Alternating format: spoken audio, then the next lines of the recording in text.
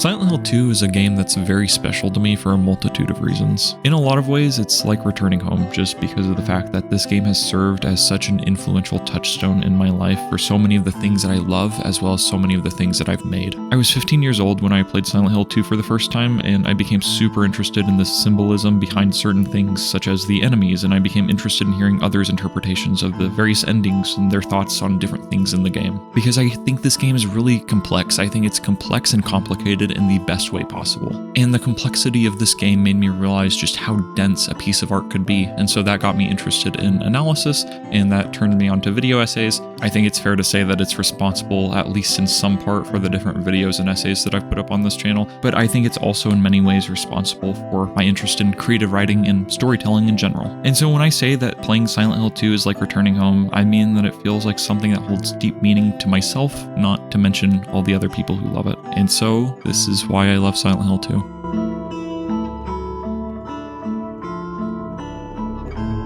So let's start at the beginning. I had completely forgotten just how atmospheric and slow the actual intro to this game is. You have the opening cutscene, and you see James in the bathroom, and then he leaves it, and then he sums up the events that brought him to this town, namely that his wife died, and he received a letter from her. And the letter from his dead wife tells him to come to our special place, Silent Hill. But as James himself says, a dead person can't write a letter, and so he heads into town to see what's up. But the thing is, when you leave the starting area of the game and you actually go into town, it's not a quick jog.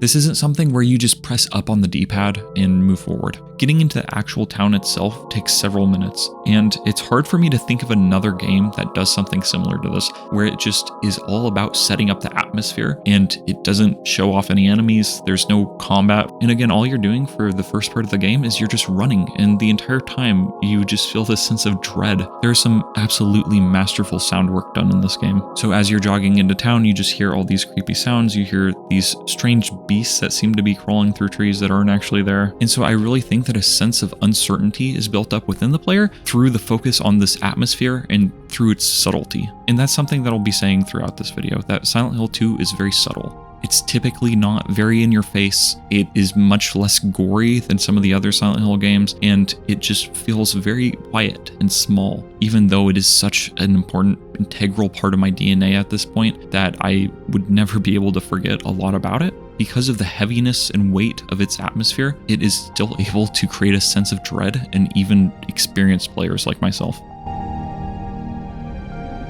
One thing I really love about this game is the fact that it allows you to explore the town for extended periods of time. This is something that Silent Hill 1 allowed you to do, which immediately separated it from the classic Resident Evil games, and that feature is brought back in the sequel. So you're able to run around from one area to the next, and you're able to explore the side streets and the main streets and pick up ammo and health items along the way. And of course, as you might expect, there are enemies all about the town. Most recently, I played through the game on hard, and I'm really glad that I spent the time I did exploring everything, because by the end of the game, I needed every single health item that I had. But I think the exploration this game allows is really cool because it helps to build up the identity of the town. I think it can be really easy to think that every single aspect of Silent Hill 2 is built up around James, and I think that to a certain degree it is impossible for a work to not be established and built up around its main character, but still, Silent Hill is very much a town that existed before James came to it, and it continues to exist after the story of James is told. And so there are all these little details scattered throughout the town that make it feel like a much more lived-in place. The original game had this, but I love the fact there's a burger chain in Silent Hill.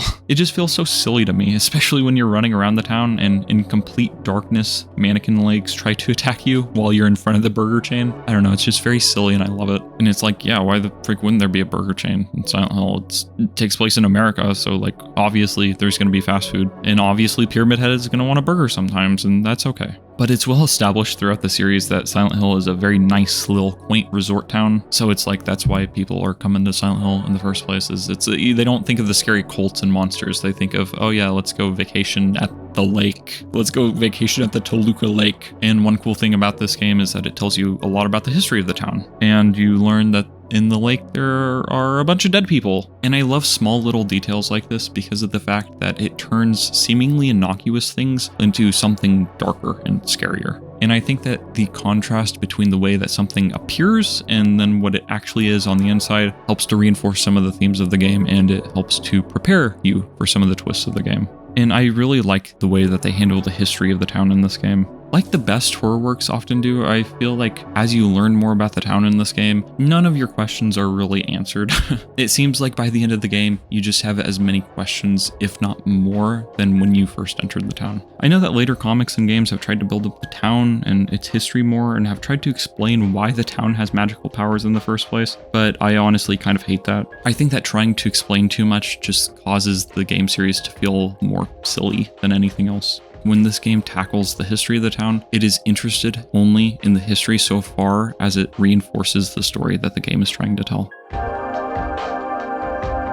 I think that's really one of the major reasons why people love this second game in the series, because it just kind of happens, and it doesn't feel like you need every single little thing to be explained, because it is meant to connect with you at an emotional level. Silent Hill 2 is not an instance of a franchise trying to expand itself and trying to hype you up for sequels. There's no continuation of James's story. It feels like the developers had a story they wanted to tell, and they told it. And so I think that's why so many people love Silent Hill 2 more than any of the other games, because it is standalone. Even though there are references to the old gods and to the old religion, you don't have to have played Silent Hill 1 or know anything about the cult of the town or Alessa or anything like that in order to enjoy the story of this game. And I myself am actually a really big fan of the cult and other Silent Hill games, but I understand why people maybe aren't drawn to it as much as a somber story about a man coming to terms with the death of his wife. It just doesn't have the same emotional resonance. And if I'm being completely honest, I think that a lot of the reason why people gravitate towards this game more than the others is because of the fact that the environments are less disturbing and less scary. I would honestly say that Silent Hill 3 is the scariest game in the series. A large part of that is just because of the fact that it continues the aesthetic that the first game had, which is to say that Silent Hill 3 is decorated with rusty metal and grates and scary walls. And in Silent Hill 2, there are areas that are like that, but on the whole, I think that most of the areas in this game feel more damp and in a state of disuse and disrepair than they are blatantly scary. And when I say this is very much not a criticism of this game. In fact, I think that the environments of this game fit the narrative perfectly. I think that trying to copy the aesthetic of Silent Hill 1 for Silent Hill 2 would have been a horrible mistake. You know, I think that Silent Hill 2 is a horror game, very much so and very clearly so. But I remember that whenever I finished it for the first time, I felt more sad and I felt melancholy more than anything else. As I've been saying, the story just makes people feel things in a way that the other games maybe don't. And so I think it's really those two things, the emotional core of the story and the somewhat more tame aesthetics of this game compared to the others, that make it so favored above the rest.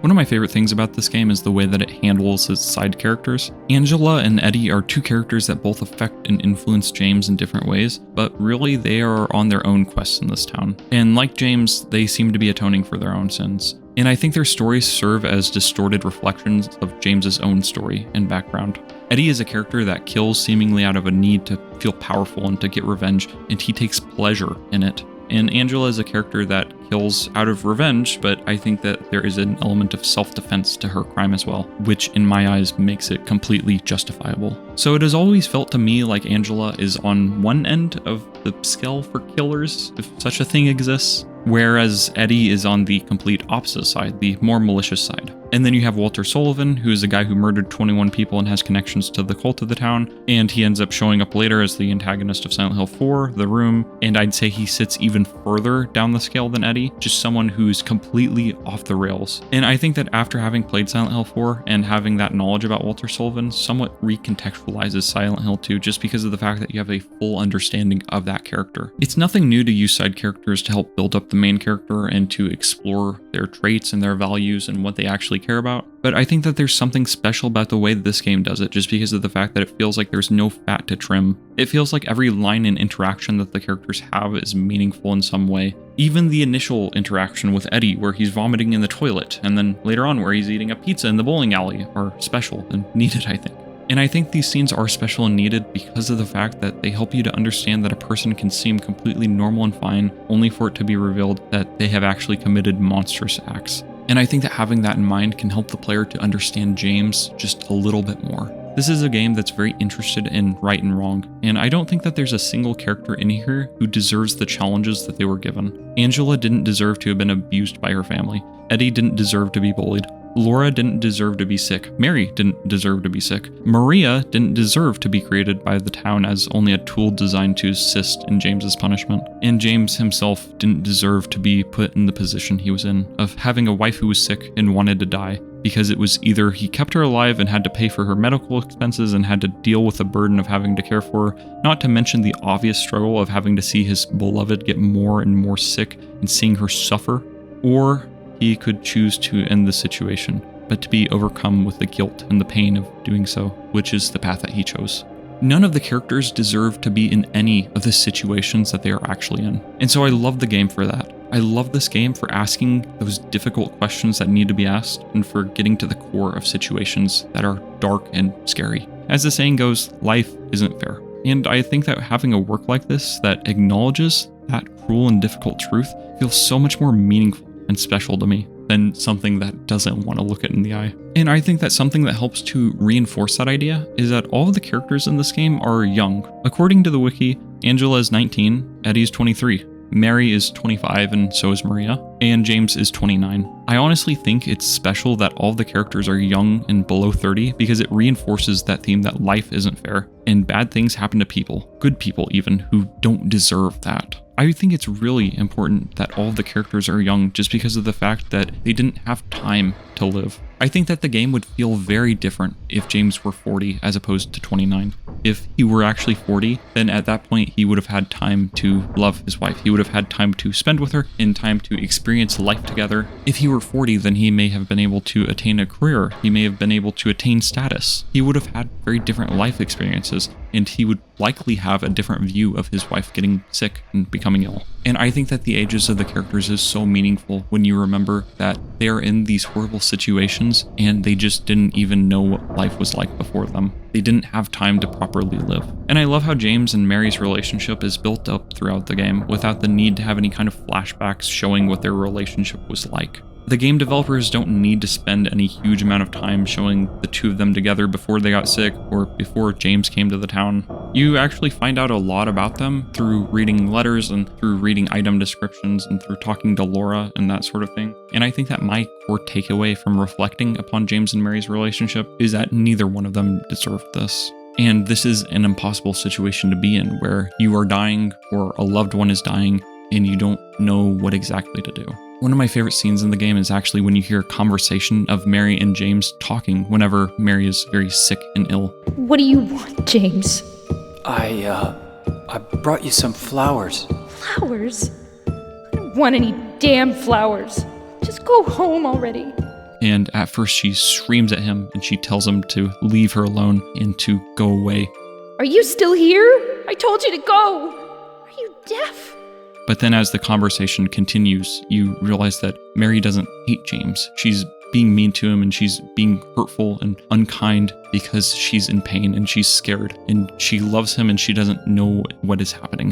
Don't leave me alone. I didn't mean what I said. Please, James. Tell me I'll be okay. She doesn't know how to cope with her illness or her impending death. And so I think it's really special that in pretty much any situation in this game, you can just kind of look at it and go, geez, I don't really know how to solve this. I don't know how to fix this problem. And so I think I'll always love the game for that, for being willing to ask difficult questions and to acknowledge the difficult truths about life.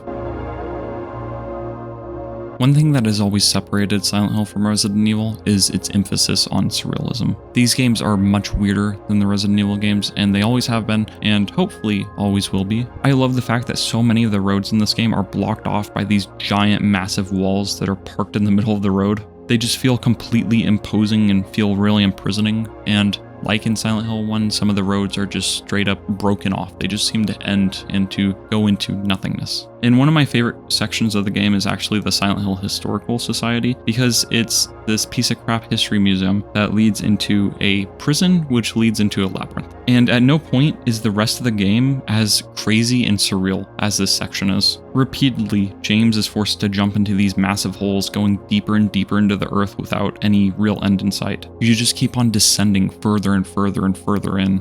And also in the prison, this is something that I had completely forgotten about. There is an area where your radio goes off, signaling you that there is an enemy there. And you can hear the sounds of something big and scary.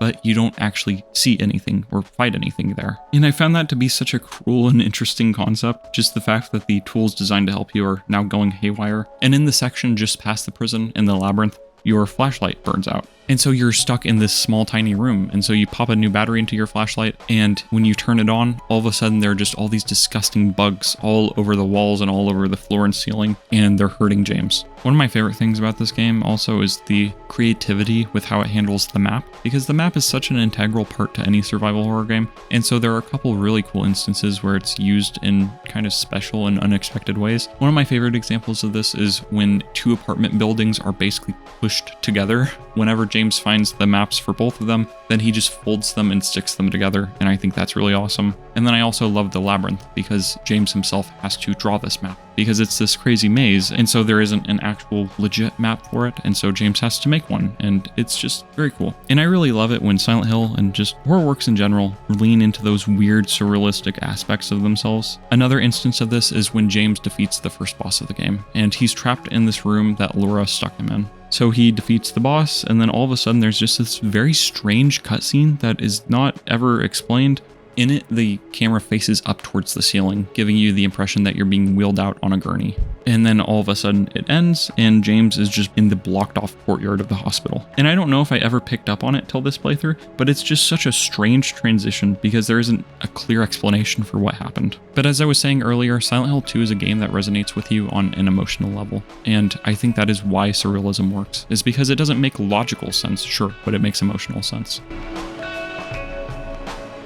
So a lot of people don't like the gameplay of this game, or they just don't like classic survival horror gameplay in general, and I'm kind of a weirdo because I actually do enjoy the way that these games play. I think that there's a kind of simplistic charm to it, but I find the Silent Hill game's approach to weapons to be very interesting. James is not a cop or some kind of SWAT guy, and you can tell that he has no clue how to actually hold a gun because of how he doesn't hold the shotgun correctly. He doesn't put the stock into his shoulder like you're supposed to, and so the shotgun kind of feels like garbage anytime he uses it in this game. And I think that's what they're going for. I think they're just trying to show that, yeah, James actually doesn't have a clue what he's doing when he holds a shotgun. Yeah, he's not used to murdering people using these kinds of weapons. And so I actually find that aspect of it interesting because it feels like it just adds a little bit more to the characterization of James. Also, I don't know where else to stick this, but I wanted to mention that the mannequin noise is horrifying. Listen to this.